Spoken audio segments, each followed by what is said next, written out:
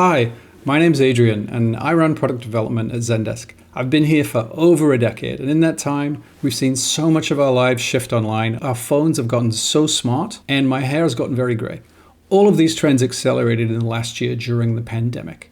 Hemingway famously said that change is like bankruptcy. It happens two ways, gradually and then all at once. 5-year plans became 5-day plans.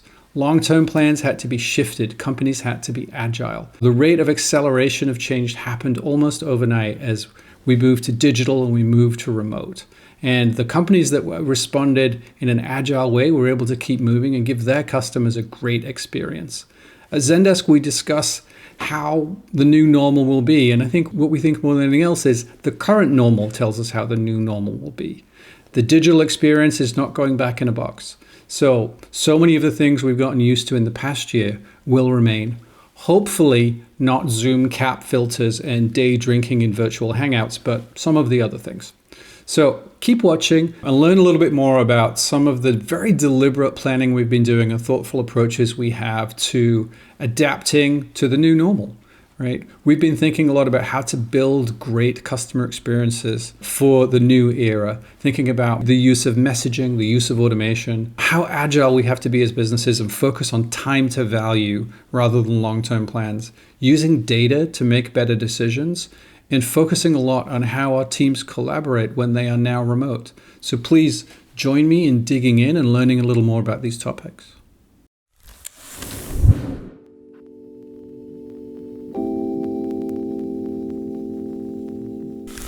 Let's talk about messaging.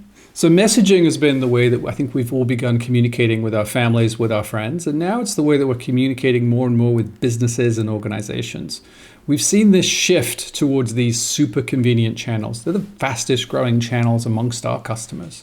And there are reasons for this, right? I think primarily it's because as a business, you can really control the conversation and shift it between online and offline, between real time and delayed. And as a consumer, you can get help in the channel as you need it. We began our customer service lives, or some of us did, using the phone and having phone conversations, which were high calorie and high friction, but also highly effective. Then we shifted to email, which is low calorie and low effort, and not often as timely as we need it to be. Messaging is the perfect mix of the two. You can have a real-time conversation. You can get what you need in one hit the way you would in a phone call. It can also, if it's not convenient for you, be something where you return to the conversation a little later and think about it. So customers have been flocking to these new channels: WhatsApp, Facebook Messenger, Twitter, Line, Viber, KakaoTalk, WeChat around the world. We're seeing this movement and we're seeing brands meet customers there. It's a human trend as much as it's a software trend. And we think about messaging really as been taking chat and putting it on top of what we call a conversational platform to enable conversational business. Conversational business is it's a place where you do more than just have the conversation and answer questions. It's a place where you can push content, images, catalogs, the ability for people to self-serve into the channel and really build a rich experience where the end user controls that experience. It's low friction and it feels good.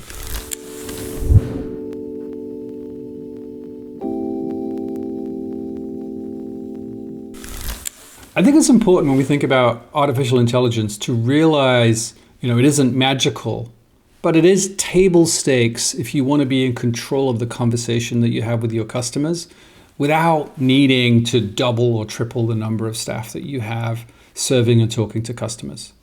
Messaging serves as the front door or entry point into your organization. Think of artificial intelligence as the welcome mat or the signpost that brings someone in, shows them where to go, figures out who they are.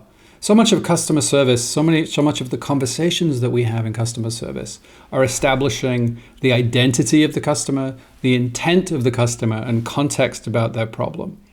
Machine learning can help us with this. It can really help figure out who people are, get them to make choices, get them to fill in forms, really short-circuiting the process in a low-friction way, and all the while inserting self-service content, inserting suggestions just so that they can help themselves. 76% of people who are talking to you have probably already looked on your website for the answer. Google has trained us to search well, right? We know how to refine a search when we type it into the Google search box. We're used to self-service. It's something that over the last decade and a half, we've been trained to do by our personal experiences in webland. And what we need to do as providers of customer experience is give that same agency and authority to our customers so that they can serve themselves in a great way, and so that we don't have to staff every single interaction with an actual human. Another great thing about AI is that it allows us to be 24/7, always on global businesses. Your bot will always be there, even if you only have a skeleton crew working support and you can't get to people right away. It makes you seem responsive, able to give service in the moment, which I think is incredibly important.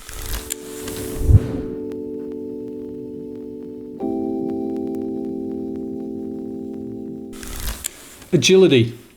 It's a word that's really thrown around a lot in business and in our business lives. We have to be nimble and embrace change and be decisive of action and move quickly. It's often interpreted as you need to be super, super comfortable with ambiguity and you need to embrace chaos. I don't think that's true. I think, yes, you have to have a long-term plan, and long-term plans are how you make long-term change in many cases. You also have to be able to adapt. You have to be able to, respond to external stimuli, like a pandemic. A key external stimuli to which, huge numbers, 70% of our customers said they had to adapt quickly and more quicker than ever. It was incredibly important for them. And so to do that, I think we saw companies really relying on their use of great technology that could shift with them, from single channel to omni-channel, to deal with volatility in customer preferences for communication channels, to deal with volatility in volume as there were spikes around external events that were happening in the real world, unfortunately. And so I think as leaders of customer experience groups and as strategists for customer experience, I think we have to be ready to shift with engagement patterns. We have to build an adaptability to change and a comfort with it so that we're all ready for new eras and new epochs as they appear unexpectedly over the horizon.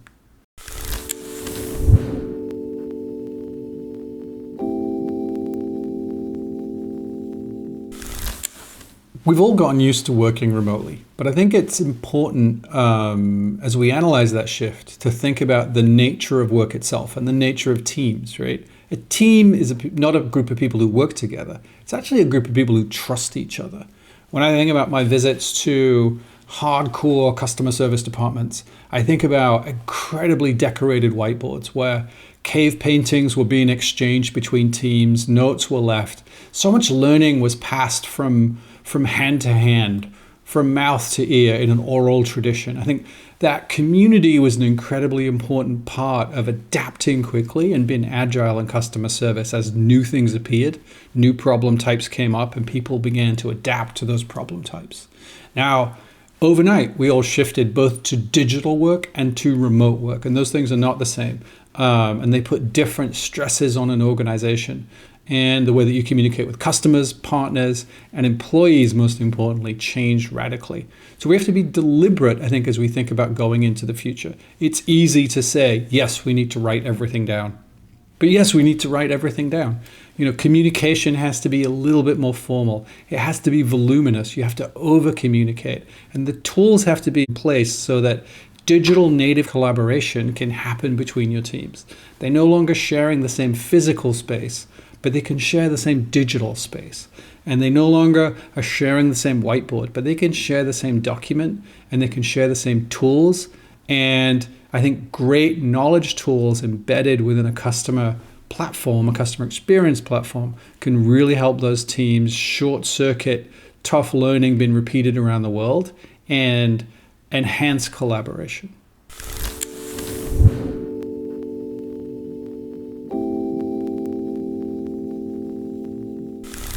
The customer experience, the customer service business has always been a data-driven business. It's always been about targets. Customer satisfaction was always critical. There was always a set of metrics and key performance indicators that drove behavior.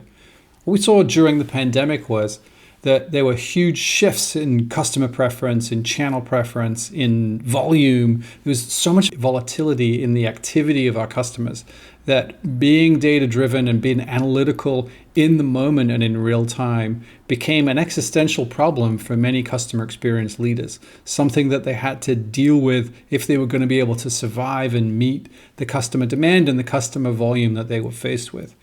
I think in those moments, obviously the tools that you have and the way that you analyze data and the way that you think about analyzing data, the position that you take, the posture that you take towards data, I think are critically important to the kind of service that you can deliver and the quality of that service. Longer term, I think modern tools are really helping us understand the trends in our customer population, the trends in inquiries, the things that customers are looking for, and use that longer term research, the pattern matching that we can do across big data to really build better customer experiences and go through a process of continuous improvement for our customers, which ultimately is what they've become trained to expect from the best brands and best companies in the world. So we've seen companies reach the digital tipping point in record speed amidst chaos and transition. Many successfully took on new and more powerful ways of connecting with their customers. They used it as an opportunity to grow and develop the experiences that they provide. Providing the best possible customer experiences should not be complex, but radically simple with the right technology.